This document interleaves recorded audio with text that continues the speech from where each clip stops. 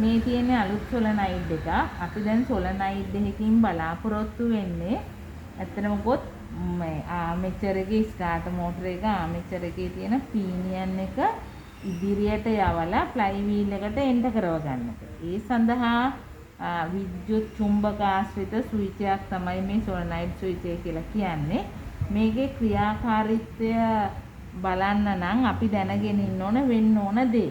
ඒකෙදි වෙන්නේ අපි මෝටරේට වාහනේට නැගලා වාහනේ ස්ටාර්ට් කරන්න අපි ස්ටාර්ටර් ස්විච් එක අල්ලපුවාම මුලින්ම වෙන්නේ මේකේ ඇතුළත ඇති වෙන චුම්බක ක්ෂේත්‍රය නිසා මෙන්න මෙයා මෙහෙම මේ පැත්තට ඇදලා ගැනීම.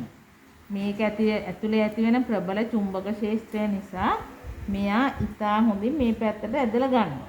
ඒ ඇදලා ගැනීමේදී විදුලිමය සම්බන්ධතාවයක් නැති මේ අග්‍ර දෙක මේ ඇදලා ගැනීම නිසා විදුලි සම්බන්ධතාවයක් ඇති වෙනවා. මෙන්න මේකයි මම කියන්නේ මේ සාමාන්‍ය අවස්ථාවේදී මේ දෙන්න අතර මම මේ ඕම් ස්කේල් එකට දාලා තියෙන්නේ. ඕම් ස්කේල් එකට දාලා තියෙන්නේ මේ මල්ටිමීටරේ තිබ්බහම මේ දෙන්න මේ අල්ලලා බැලුවේ මල්ටිමීටරේ නිවැරදි බව පෙන්වන්න. දැන් අපිට බලන්න පුළුවන් මේ දෙන්න අතර විදුලි සම්බන්ධතාවයක් මේ අපේ මේ දෙන්න අතර නැහැ. නමුත් මෙයා විද්‍යුත් චුම්බක ක්‍රියාකාරීත්වය නිසා මේ ප්ලන්ජරේ ඇතුළට ඇදලා ගන්නවා. ඒ ඇතුළට ඇදලා ගත්තම මෙයාගේ කෙළවරක තියෙන ස්විච් කන්ටැක්ට් සෙට් එක මේ දෙන්නගේ ගෑවිලා මේ දෙන්න විදුලි ක්‍රියාකාරී තත්ත්වයට පත් වෙනවා. මම මේක සරලව පහසුවට කරන්න මේ පැත්තට අල්ලලා තද කරනවා. මෙන්න බලන්න දැන් මල්ටිමීටරේ දිහා බලා ගන්න. අන්න ඔය දේ විය යුතුයි. නිවැරදිව ක්‍රියාකාරීත්වයක් ඇති වෙන්න නම් අන්න ඒ දේ විය යුතුයි මෙයා ක්‍රියාකාරී වෙන විට. එහෙනම් බලන්න මේ තියෙන්නේ අපේ මෝටර් වර්ග කීපයක සොලනයිඩ් ස්විච්. මේ තියෙන්නේ දැනට අපි ළඟ තියෙන කැඩිච්ච සොලනයිඩ් ස්විච් එක. මේ තියෙන්නේ තවත් සොලනයිඩ් ස්විච් දෙකක ප්ලන්ජර්. දැන් මියාගේ ප්ලන්ජරේ හැඩේ බලන්න මියාගේ කොක්කක් විතරක් තියෙනවා. එතනකොත් මේක පොඩ්ඩක් අර වෘත්තාකාර ගතියක් තියෙනවා. මේකේ කොටු කොක්කක් තියෙනවා. මේකේ තියෙන්නේ මේ ප්ලන්ජරේ ඊට වඩා වෙනස්. මෙතන කට්ටයක් තියෙන්නේ මේ වෘත්තාකාර දණ්ඩක කට්ටයක් තියෙනවා. මේකේ ප්ලන්ජර් එක බලන්න මේකේ කොටුවක් තියෙනවා. මේ ප්ලන්ජරේ බලන්න මේකේ ලොක් එකක් වගේ වෙනම බේරිලා තියෙනවා. මේ එක එක වර්ගවල මෝටරවල තියෙන එයාලට ආවේනික වූ සොලනයිඩ් එකේ ප්ලන්ජර් ටයිප්. දැන් මෙහෙම විදුලි ක්‍රියාකාරීත්වයක් ඇති වෙන්න නම් මේකේ අභ්‍යන්තරය මොන වගේද කියලා අපි බලන්න ඕන. එහෙනම් අපි බලමු මේකේ අභ්‍යන්තරය මොන වගේද කියලා බලන්න. ඒදි බලන්න මම ඔයාලට තියරි පාඩමේදී කියලා දුන්නා සෑම විටම සොලනයිඩ් එකේ අග්‍ර දෙක එකක් උසටත් අනිත් එක කොටටත් තියෙනවා කියලා. දැන් මේකේ ඒ උස කොට ඉතාමත්ම පැහැදිලිව පෙන්වුම් කරලා තියෙනවා. මෙයාගේ තියෙනවා බලන්න උස කොට නිවැරදිව පෙන්වුම් වෙලා තියෙනවා. මෙයාගේ ඒ විදිහටම උස කොට තියෙනවා. එතකොට මේ මං අලුත් සොලනයිඩ් එකෙන් පෙන්නනවා හැමතිස්සෙම මේ කොට අග්‍රයට වෙනම මේ වගේ ටර්මිනල් එකක් සම්බන්ධ වෙලා තියෙනවා මේ කොට අග්‍රයට. මේ බලන්න මේක පැහැදිලිව මේ ටර්මිනල් එක මේ අග්‍රයට සම්බන්ධ වෙලා තියෙනවා. නමුත් මේ අග්‍රයට එවැනි ටර්මිනල් එකක් සම්බන්ධ වෙලා නැහැ. ඊට අමතරව මෙතන තියෙනවා තවත් ටර්මිනල් එකක් මේ සොලනයිඩ් ටයිප් එකේදී මෙතෙන්ට වයර් එකක් සම්බන්ධ වෙනවා නම් ඇණයක් ආධාරයෙන් සම්බන්ධ වෙන විදිහට හදලා තියෙනවා. දැන් මේ වර්ගයේ සොලනයිඩ් එකේදී අපිට සාමාන්‍ය විදිහටම මේ මං කියපු විශේෂ ටර්මිනල් එක මේ කොට අග්‍රයට සම්බන්ධ වෙච්ච ඊට අමතරව ක්ලිප් එකක් ගහන්න පුළුවන් අග්‍රයක් මෙතන තියෙනවා. එහෙනම් මේකේ තියෙන වෙනම ක්ලිප් එකක් ගහන්න පුළුවන් අග්‍රයක් තියෙනවා. ඊට අමතරව කොට ටර්මිනල් එකට වෙනම ක්ලිප් එකක් සම්බන්ධලා. එහෙනම් අපිට හැමතිස්සෙම දැන් මට ඔයාලට අග්‍ර හඳුන්වලා දෙන්න පුළුවන්. අපි කියනවා මේ අග්‍රයට F අග්‍රය කියලා. මේකට අපි කියනවා B පොසිටිව් අග්‍රය කියලා. මේකට අපි කියනවා ස්ටාර්ට් අග්‍රය නැත්නම් ST අග්‍රය කියලා.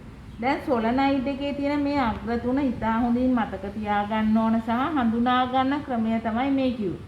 මේ ටර්මිනල් එක සම්බන්ධ වෙලා තියෙන අග්‍රය F අග්‍රය කිසිම එකක් සම්බන්ධ නැතුව තනියෙන් දිගට තියෙන අග්‍රය B පොසිටිව් අග්‍රය සහ කුඩා අග්‍රය අපි කියනවා ST අග්‍රය නැත්නම් 50 අග්‍රය කියලා. දැන් මේ අපි පිටත ඔක්කොම පේන ටික හඳුනගෙන ඉවරයි. දැන් මට බලන්න ඕන මේකේ අභ්‍යන්තරය කොහොමද කියලා. එහෙනම් මේ කැඩිච්ච සොලනයිඩ් එක මං ගලවලා පෙන්නන්නයි සූදානම් වෙන්නේ. මෙන්න මේ අග්‍ර ගලව ගැනීම සඳහා මං ඊයන් ආධාර කරගෙන බවුත් එක ආධාර කරගෙන මේ ඊයන් ටික උණු කරලා අපි බලමු ගලවන්න පුළුවන්ද කියලා.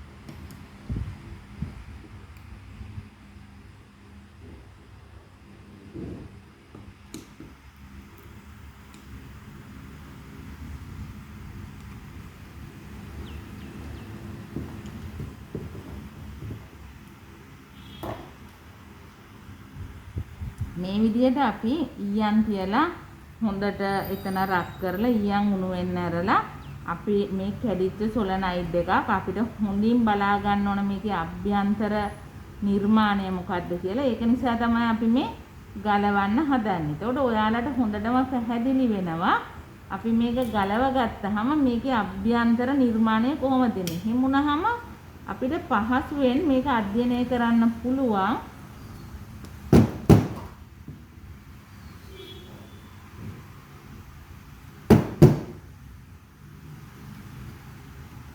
හරි දැන් මේක අපිට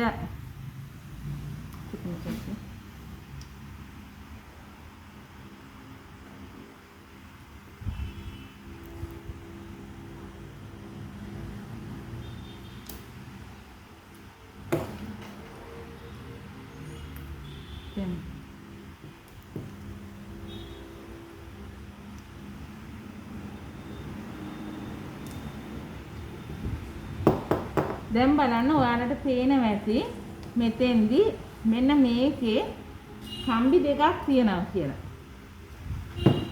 බලන්න මම පෙන්නන්නම් මේ ඊයන් ටික අයින් කරලා ඔයාලට මේකේ කම්බි දෙකක් තියෙනවා කියන එක. බලන්න දැන් මේ මෙතන කම්බි දෙකක් තියෙනවා. හැබැයි මෙතන තියෙන්නේ එක කම්බිය. දැනට ඔහොම බලා ගන්න. දැන් මේකේ යට බලන්න. මේකේ යට තියෙනවා මේ තඹ වලින් හදපු කන්ටැක්ට්ස් දෙකක්. විදුලි කන්ටැක්ට්ස් දෙකක් තියෙනවා. එහෙනම් අපි අර මුලින්ම පෙන්නුවා මේ සොලනයිඩ් එකෙන් අපි මෙයා හොඳට චුම්බක ක්‍රියාකාරී වුණාම මේ දෙන්න විදුලිමය ලෙස සම්බන්ධ විය යුතුයි කියලා. එතකොට බලන්න මේකෙදි එහෙම වෙන්නේ කොහොමද කියලා. දැන් මේක විද්‍යුත් චුම්බක වුණාම මේ ප්ලන්ජර් එක අදිනකොට මෙන්න මේ අපි කියනවා මේකට මූවින් ප්ලේට් එක කියලා. මූවින් කන්ටැක්ට් එක කියනවා.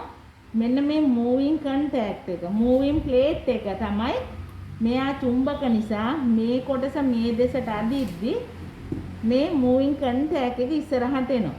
ඒ ඉස්සරහට ඇවිල්ලා මෙන්න මේ තියෙන තඹ පතුරු දෙකේ තඹ කන්ටැක්ට්ස් දෙකේ හොඳින් සම්බන්ධ වෙනවා. මේක අර ඉතා හොඳට සම්බන්ධ වෙන්න තමයි මේ විදිහේ ඇන්ගල් එකක් මෙතන සහ මෙතන තියලා තියෙන්නේ.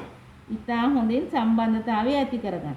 ඒ වගේම තමයි බලන්න හොඳට කිසිම වෙලාවක මේ කන්ටැක්ට් එකයි මේ අනිත් කොටසේ අතර විදුලිමය සම්බන්ධතාවයක් නැහැ. විදුලිමය සම්බන්ධතාවයක් නැහැ. මේ බලන්න මේ කන්ටැක්ට් එකත් එක්ක මේ අවට කිසිම විදුලිමය සම්බන්ධතාවයක් මේකත් එක්ක තිබුණට මෙයා මෙයත් එක්ක නැහැ. මේ බොඩියත් එක්ක මෙයාගේ සම්බන්ධතාවයක් නැහැ. දැන් ඔයාලට හිතෙන්න පුළුවන් එතන තිබුණට මෙතන තියෙන්න පුළුවන්ද කියලා. ඒක නිසා ඔන්න බලන්න මෙතනත් නැහැ නේ. මෙතනත් නැහැ. එහෙනම් මෙයා සහ මෙයා අතර ඉතා හොඳ පරිවාරක යොදලා තමයි මේ සවි කරලා තියෙන්නේ. එහෙනම් මේ විදුලිමය සම්බන්ධතාවය අනිවාර්යයෙන්ම නැති විය යුතුයි. අපිට චෙක් කරන්න බෑ මේක සම්බන්ධ වෙලා තියෙද්දි. නමුත් හදනකොට මේ දෙන්න අතර කිසිම විදුලිමය සම්බන්ධතාවයක් නැහැ. ඒ වගේම දැන් මේකේ අනිවාර්යෙන් මේක ඇතුලේ කොයිල් දෙකක් තියෙනවා. මේක ඇතුලේ කොයිල් දෙකක් තියෙනවා. මේ කොයිල් දෙකේට කම්බිකොන් 4ක් තියෙන්න ඕන. මෙන්න බලන්න මෙයා මේ කම්බියට වඩා ඉතා කුඩා ප්‍රමාණයක් විස්කම්බයෙන් වැඩි. සමස්ත වශයෙන් කම්බි දෙකම හීනි කම්බි දෙකක් වුණාට එක කම්බියක් හීනිම කම්බියට වඩා විස්කම්බයෙන් වැඩි. එහෙනම් මේ කම්බි දෙකට කොන් 4ක් තියෙන්න ඕන. කොන් 4ෙන් මේ කම්බි දෙකට කොන් 4ෙන් මේ පැත්තට කොන් දෙකක් තියෙනවා. මේ පැත්තට එක කොනයි තියෙන්නේ. සහ අනිත් කොන බලන්න අරගෙන ඇතුලෙන් භූගත කරලා තියෙනවා. මේ තියෙන්නේ අනිත් කොන ඒක ඇතුලෙන් භූගත කරලා තියෙනවා. එහෙනම් දැන් අපිට පැහැදිලි මේක ඇතුලේ කොයිල් දෙකක් තියෙනවා. මෙතනින් එහාට අපිට ටිකක් ගලවන්න අමාරුයි. අවශ්‍යම නම් අපිට බලන්න මෙතන ඉඳලා මෙතෙන්ට කපලා ගන්න පුළුවන් මේ කොයිල් සෙට් එක වෙනම. නමුත් දැන් ඔයාලට අවබෝධයි මෙයා විද්‍යුත් චුම්බකයක් බවට පත් වෙනවා නම් මෙයාගේ ඇතුළත සන්නායක දඟරයක් තියෙන්න ඕන කියලා. එකක් නෙවෙයි දැන් දෙකක් තියෙනවා. එතකොට මෙන්න මේ තියෙන එකෙන් පැහැදිලි කරගන්න මේ තනි කම්බිය තමා මෙන්න මෙතනින් එළියට ඇවිත් තියෙන්නේ. මේ තනි කම්බිය තමා මෙතනින් ඇවිල්ලා මේ F අග්‍රයට සම්බන්ධ වෙලා. මේ තනි කම්බිය තමා මෙතනින් එළියට ඇවිල්ලා මේ F අග්‍රයට සම්බන්ධ වෙලා. ඒ වගේම මේ කම්බි දෙක තමා මෙන්න මේ ස්ථානයෙන් එළියට ඇවිල්ලා මේ කුඩා අග්‍රයට සම්බන්ධ වෙලා තියෙනවා. කුඩා අග්‍රයට සම්බන්ධ වෙලා තියෙනවා. එහෙනම් කම්බි දෙක ST අග්‍රයට නැත්නම් 50 අග්‍රයට ස්ටාර්ට් අග්‍රයට සම්බන්ධයි. F අග්‍රයට සම්බන්ධ වෙලා තියෙන්නේ මහත කම්බිය විතරයි. දැන් ඔයාලට පැහැදිලි මේකේ අභ්‍යන්තර නිර්මාණය. මගේ ඊළඟ වීඩියෝ එකෙන් මම කරනවා සොලනයිඩ් එක හොඳද නැද්ද කියලා චෙක් කරගන්න විදිය. බොහොම ස්තුතියි.